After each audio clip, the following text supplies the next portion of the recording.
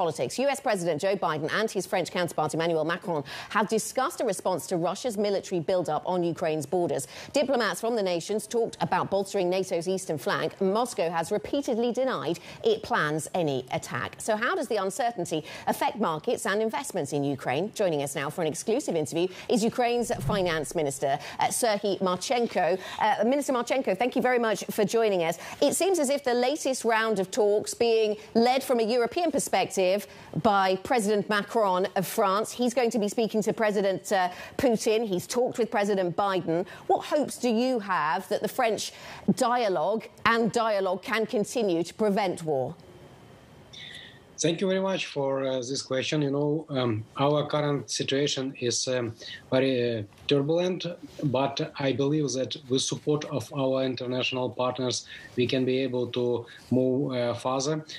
First, I want to thank all our international partners from United States to British, France, that are able to build up a strong support from Ukraine.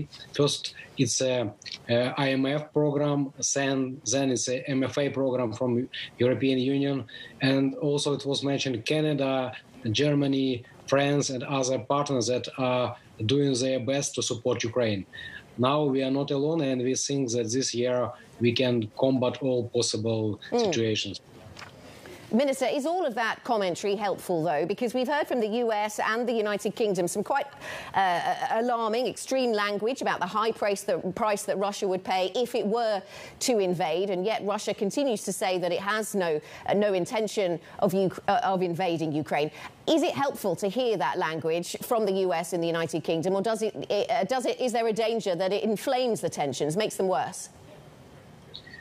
You know, sometimes information can influence us as well, because we see that this month and last month we some complicated ability to borrow abroad. But if you look at broader perspective, it sounds like that both see that Ukraine in a very turbulent situation, and we was in this situation from 2014. So it is not something new for us. We are not make predictions. Either Russia can invade Ukraine or not. It not depends on us. But we see the strong support from our international partners, and it can boost our energy and creates some strong will within Ukraine. Good morning, Minister. You described the situation as turbulent. What's your estimate of the damage to Ukraine's economy and finances due to this so-called turbulent situation? Now we see that we have some turbulence in external markets. As I mentioned before, we have limited access on our external markets. Also, it influences our internally, but not so drastic. We are able to make collection taxes. So this previous month we collected 9 billion more taxes as we planned before. Last year we have our performance on our taxation 25% higher, and it helped us to create enough caution to mitigate any risk we can envisage. The president has said that Ukraine needs $4 to $5 billion to stabilize the economy, and he also says conversations with the United States are ongoing. What loans do you expect the United States to provide? We are now in process of negotiation with the U.S. government, especially with U.S. Treasury, and we proposed support in kind of U.S. guarantee. Now U.S. administration are considering this proposal.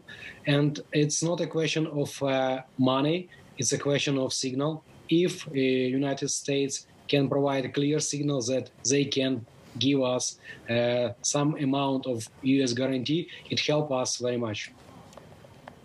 OK, so you've proposed a US guarantee and you're waiting for the response there. Specifically, which other allies and partners have you discussed loans with or some other kind of financial support with? Have you discussed it with France yet, or who else have you discussed it with? We already received support from Canada. It $100 million. Also, I want to thank the European Commission because of fast reaction. They already prepared us very fast unconditional loans, 1.2 billion euros, and I expect that in 14 of February we can it will be European Parliament which can be approved this loan as well. Also, it was mentioning Germany, Britain, and other partners that can provide us bilateral support. You say it's not a question of money, Minister. You say it's a question of the signal that it would send. What kind of signal would it send if you receive loans or other financial support from Western allies?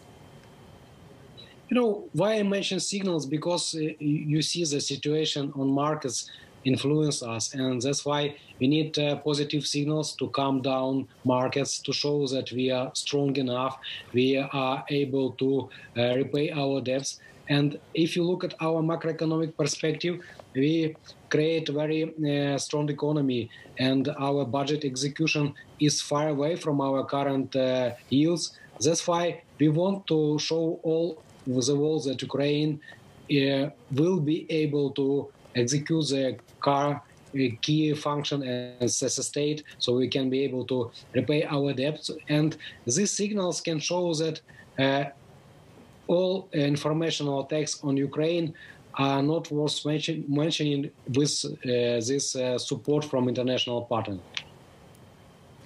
When will the IMF deliver its next review? I believe it's sometime this month. And has there been any discussion yet about a relaxation of the conditions for you to receive your next tranche of aid?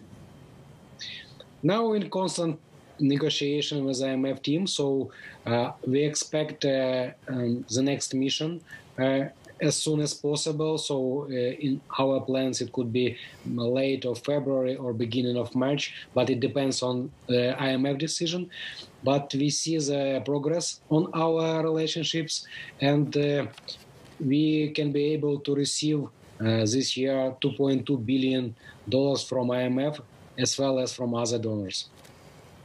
How normally, Minister, is the Ukrainian economy operating right now? Some people are concerned if there were to be an invasion about what might happen to the agricultural sector, for example. This, of course, from an economic perspective. What is your assessment of how normally the economy is operating at this point, though? You know, last figures of previous year shows that our GDP growth for fourth quarter was very good for us. It's 5.9% of GDP, and it creates some boost and energy that situation is quite good.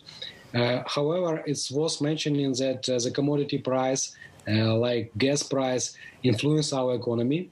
That's why we also try to find a way how to mitigate this risk on our economy. We find a way how to mitigate this risk on our citizens, but it's also influence our economy, and we'll see how it influence maybe later. But I don't expect any drastic damages because tax collection and revenue over performance in January is better than we expected before. Minister, thank you very much for your time. Minister Sергій Marchenko, Ukraine's finance minister, thank you very much for joining us. Let us get a Bloomberg